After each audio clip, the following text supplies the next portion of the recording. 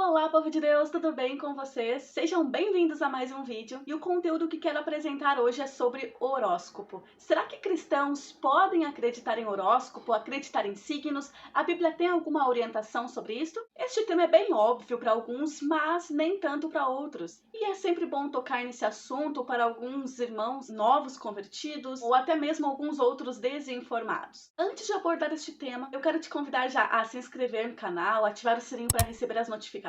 E se gostar desse conteúdo, é só deixar o seu gostei. Primeiramente, eu quero deixar claro que, em hipótese alguma, meu objetivo com este vídeo seria atacar alguém, tampouco a religiosidade por trás desta crença. Meu intuito é abordar este tema à luz da Bíblia e mostrar de forma teológica que não faz sentido cristãos consultarem horóscopo. A astrologia e o horóscopo são cultivados desde a civilização dos caldeus na Mesopotâmia, por volta de 2500 anos antes de Cristo. Naquela época, os estudiosos da astrologia pouco sabiam a respeito do sistema solar e dos astros em geral. A astrologia pretende definir a vida humana e o seu destino a partir da posição ocupada pelos astros no dia do nascimento da pessoa. E este agrupamento ele se dá pela época do ano, as agrupando em categorias chamadas de signos, que ali trazem previsões para o futuro baseado na posição das estrelas. No entanto, estas previsões elas são arbitrárias e irreais. E é até estranho que pessoas, só por serem do mesmo signo, terem a mesma previsão para o futuro, mesmo vivendo realidades distintas. Uma prova do erro da astrologia seria uma desigualdade de sortes, entre aspas,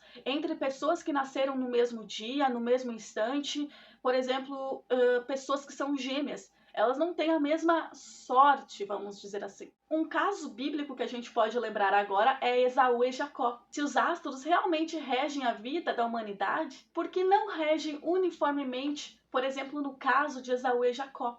Quem conhece a história bíblica dos gêmeos sabe muito bem do que eu estou falando. Outro fato é como o horóscopo pode prever o mesmo futuro para pessoas que vivem em realidades diferentes, em contextos diferentes. Santo Agostinho, já no século IV, combatia veemente as superstições e a astrologia. No seu livro A Doutrina Cristã, ele escreve: todo homem livre vai consultar os tais astrólogos, paga-lhes para sair escravo de Marte, de Vênus ou quiçá de outros astros. Pesquisas realizadas nos Estados Unidos mostram que pessoas que costumam consultar horóscopo são mais propensas a terem comportamentos impulsivos ou até serem mais tolerantes aos seus desvios quando a previsão do zodíaco mostra-se negativa. Aqueles que acreditam em horóscopo, quando veem que a previsão é negativa, acabam cedendo às suas tentações, levando a um comportamento impulsivo e eventualmente irresponsável. Por quê? Porque, afinal de contas, como em um linguajar romantizado da realidade, já estava descrito nas estrelas.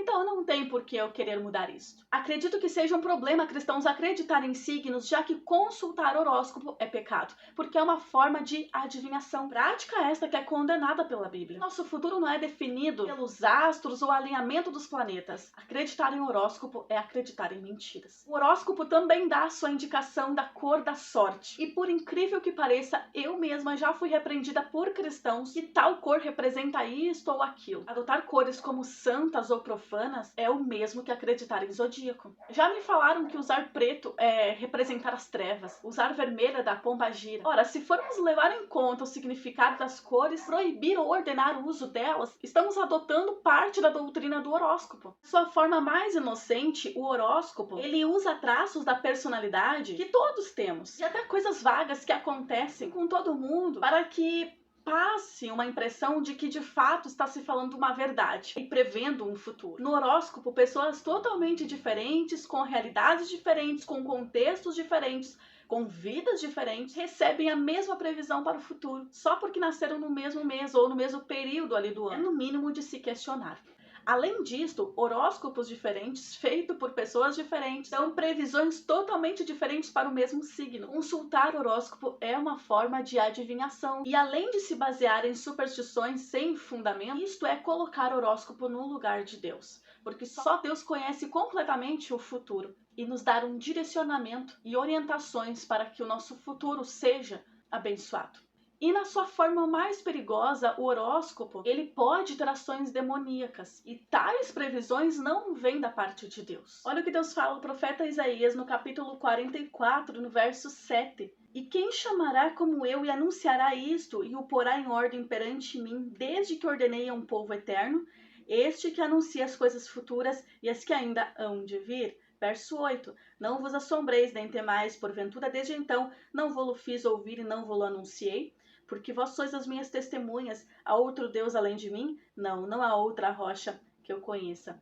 Só Deus pode prever o futuro. Só Deus conhece o que ainda há de vir. Consultar quaisquer tipos de revelações que não seja de Deus por meio da sua palavra é tão perigoso, pode destruir a sua vida. Veja o que aconteceu com o rei Saul. 1 Crônicas, no capítulo 10, verso 13 e 14. Assim morreu Saul por causa da sua transgressão, com que transgrediu contra o Senhor, por causa da palavra do Senhor, a qual não havia guardado, e também porque buscou a adivinhadora para a consultar, e não buscou o Senhor, pelo que o matou, e transferiu o reino a Davi, filho de Jessé. Veja outro exemplo que a Bíblia também mostra de adivinhação, descrita em Atos capítulo 16, quando uma moça que fazia adivinhação começa a falar que Paulo era homem de Deus. A descrição da jovem que Lucas faz em Atos 16 indica que ela tinha o espírito de Piton. Piton era uma serpente mitológica morta por Apolo, que tirou dela o dom de adivinhação e às vezes assumia a sua forma. Apolo ficou conhecido como Apolo Piton. Quando se dizia que alguém tinha um espírito de Piton, isso significava que ele era dominado por uma força maligna. Ao que parece, aqueles que a conheciam não achavam que ela era louca ou enganadora. Ao contrário, eles viam sua habilidade de prever o futuro como algo genuíno. As pessoas pagavam a jovem para fazer adivinhação, o que rendia muito lucro aos seus senhores, porque ela era uma escrava. Essa prática era muito popular na Grécia, principalmente em Corinto. O principal santuário de Apolo ficava em Delfi, além do istmo em Corinto. A perturbação de Paulo com a mulher não foi pelas certas verdades que ela estava proferindo ali em dizer que ele era homem de Deus, mas porque ela era vista como uma fonte desta verdade. Ou seja, o povo acreditava que Paulo era homem de Deus,